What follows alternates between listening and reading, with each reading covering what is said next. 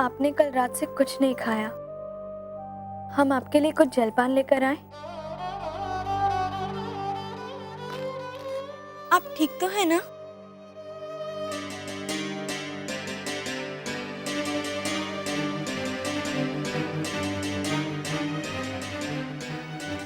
तुम आ गई।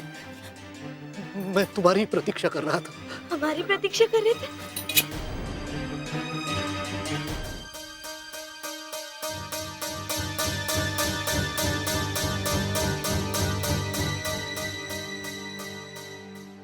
क्षमा करो।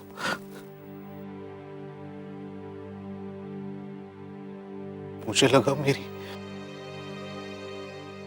मनु आ गई। देखिए, आप उनकी चिंता करना छोड़ दीजिए। वो अब झांसी की महारानी हैं। वहां महल में दासियों के अतिरिक्त महाराज का पूरा परिवार उनका ध्यान रख रहा होगा।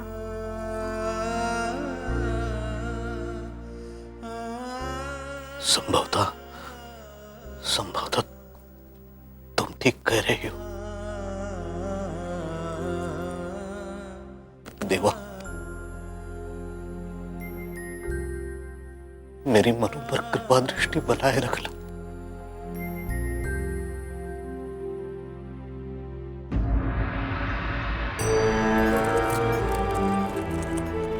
आयश्री, मैत्री, पुरोहित जी के साथ जो पंडित गण आए हैं उन्हें ये उपहार स्वरूप भेंट में दे दो।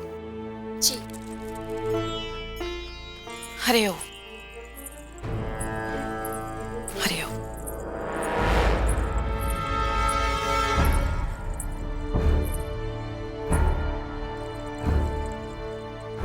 क्या बात है बहू? दासियों ने तुम्हारी आवश्यकताएं पूरी नहीं की जो तुम्हें यहां तक आना पड़ा? जब आप हमारी आवश्यकताओं का ध्यान रखती हैं, तब अभाव कैसे हो सकता है? तो फिर यहां आने का कारण? आयश्री जी, हमने आपकी बात पर बहुत विचार किया। वास्तव में पति की सेवा, घर की देखभाल करना, संतान उत्पन्न करना, ये सब औरत का धर्म होता है। और आयश्री जी, हम भी ये सब करेंगे। हरिओम। हमें तुमसे यही अपेक्षा थी। परंतु हमारे विचार आपसे अलग हैं।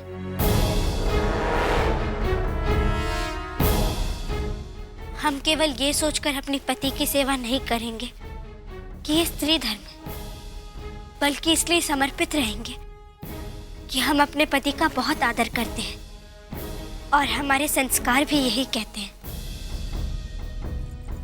हम मानते हैं कि हमारा विवाह नियति ने निर्धारित किया और ये हमारा भाग्य है जिसे हमारे आजूबा और बाबा ने मिलकर साकार किया, और हम सदैव उनका मान रखेंगे।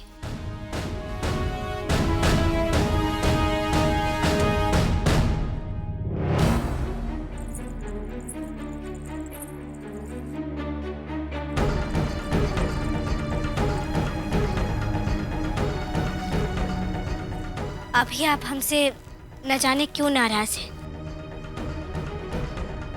परंतु एक दिन हम आपका दिल अवश्य जीत लेंगे और तब आप शायद स्वीकार कर लें कि एक औरत भी अकेले बहुत कुछ कर सकती है।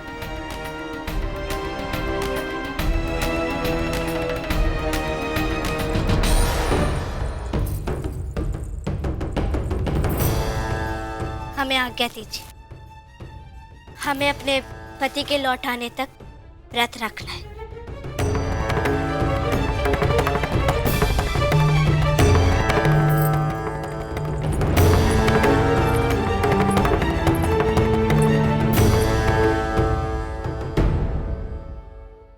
हरि ओम।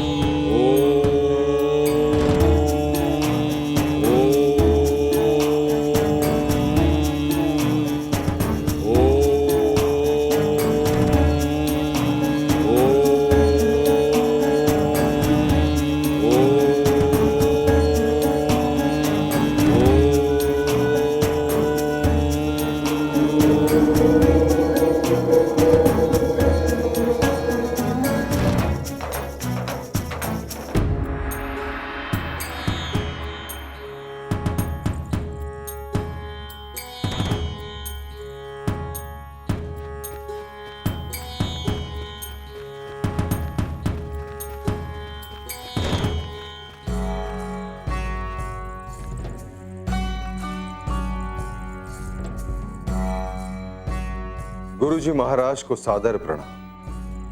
चिरंजीवी भव राजन,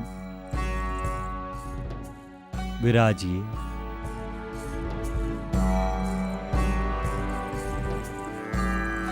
हमने ही यशोधरा आपकी आयुश्री को आपसे भेंट की अनुमति दी। अनुमति? इसका अर्थ यह है कि आयुश्री यही ध्यानरत थी। उन्हें हमारे पास भेजकर आपने हम पर बड़ी कृपा की है। हम कृपा से अधिक धर्म का पालन करते हैं राजन। एक ध्यानाचार्य का कर्तव्य होता है कि वो राज्य अधिकारी के हृदय में आध्यात्मिक शक्ति उत्पन्न करे। परंतु आयुश्री ने हमें आपका सानिध्य प्राप्त करने के लिए यहां बुलाया था। हमने स्वयं बुलवाया था। आदेश करो। राजन, भारत इस समय दयनीय परिस्थिति से जूझ रहा है।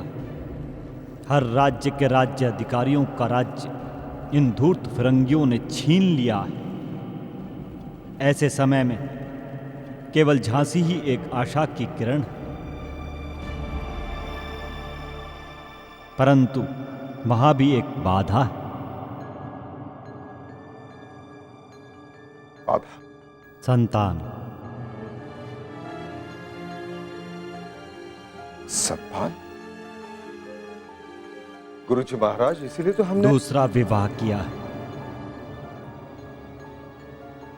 परंतु वो उत्तराधिकारी देने अभी योग्य नहीं।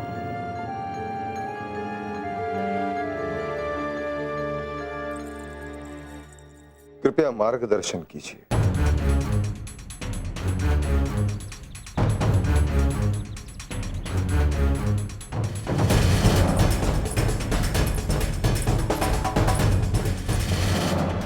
शत्रु आपके महल में प्रवेश कर चुका है।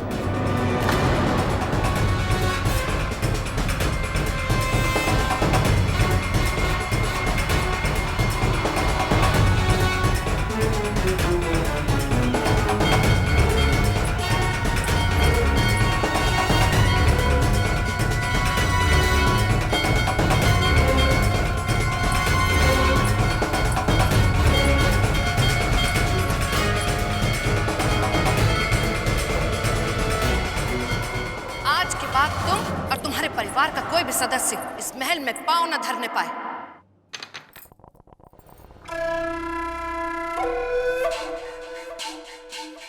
बारह,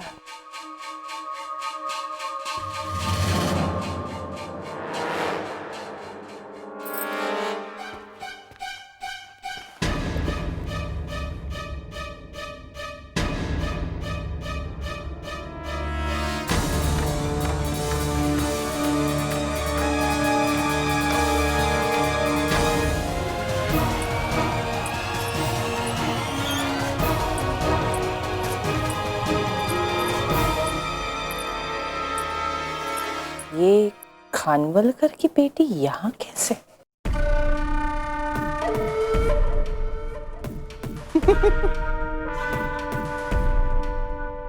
तुम्हारा ध्यान कहीं और है जानकी। चाल हमारी है। वैनी साहब, आप ठीक कह रही हैं। चाल आप ही की है।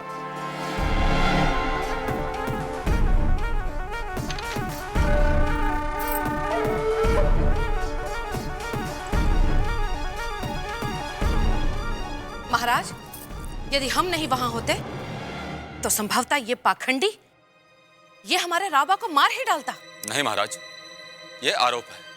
मैं महाराज को बचाना चाहता था। चुप रहो। दादाश्री के ये कहने पर कि खानवालकर परिवार भी नेवालकर वंश का संबंधी है, उनका मान रखने के लिए हमने तुमको महल में रहने की आज्ञा दे दी और तुम लोग इसे अपना अधिकार समझ बैठे। इतना ही नहीं, अब तुम्हारा साहस इतना बढ़ गया कि शाही परिवार के राजकुमार पे हाथ उठाने की ताकत कर बैठे। नहीं महाराज। बस! अब हम और कुछ नहीं सुनना चाहते। बहुत निभा चुके संबंध।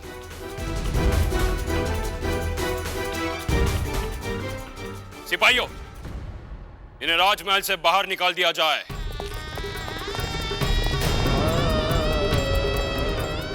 और सुनो, आज के बाद तुम और तुम्हारे परिवार का कोई भी सदस्य इस महल में पांव न धरने पाए।